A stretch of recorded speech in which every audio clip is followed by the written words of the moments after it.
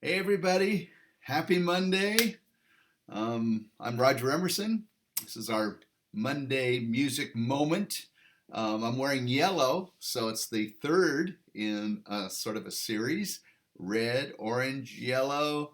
Next week is blue, right? No, green. Roy G. Biv. I got to think about that. So, anyway, um, hey, I was thinking about a topic for today's 3 4 minute time together, and um, I want us to be encouraging and positive moving forward, and I also want us to be sort of proactive when we think about how the fall might look for our choir and our choral programs.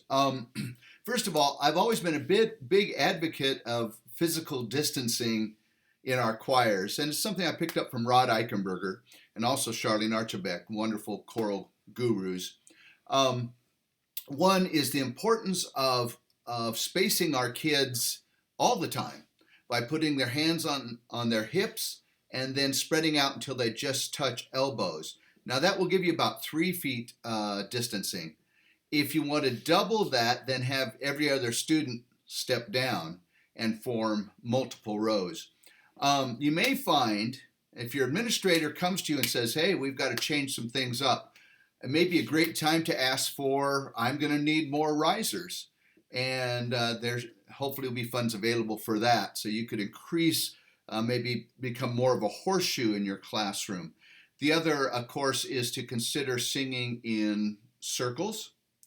During the fall months, singing outside, it's not ideal. Just take your boombox out and whatever, electric piano, and work outside if necessary. You just want to be thinking about how we're going to maybe change the paradigm. The other one is if you have groups of students that are large, 50, 60, 70 kids in a classroom, there's a real likelihood that you're going to be asked to cut those in half. So be thinking about, is this my opportunity, particularly maybe in middle school, to have treble choir and tenor bass choir? Will my administrator work with me to make sure I have two balanced ensembles if they're going to remain mixed? So again, just have your sort of checklist of, yes, I've thought about this and here's what I'm thinking, so you're not caught off guard. The other thing is if your students have been sharing music, which often we have to do because of funds, we're not going to do that anymore. We each have to have our own copy of music.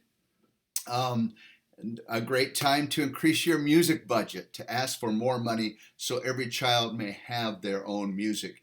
If you're not aware, at least my publisher, Hal Leonard, has given permission during this time. If you have purchased a copy for each child, you may then share it digitally.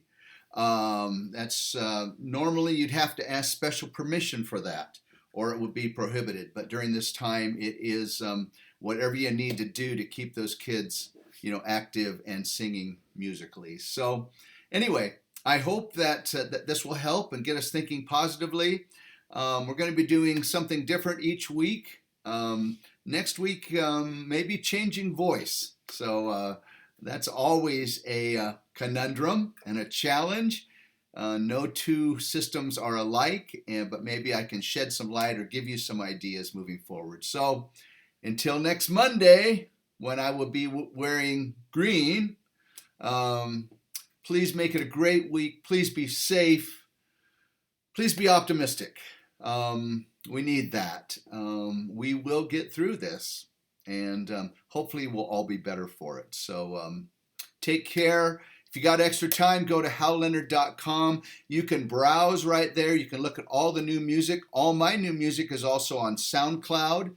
Just go to SoundCloud and you'll look for my 2020 playlist. And you can, of course, at Hal Leonard browse by composer and see everything new that's coming up each week. So anyway, we will get through this. Until next week, Roger Emerson, take care.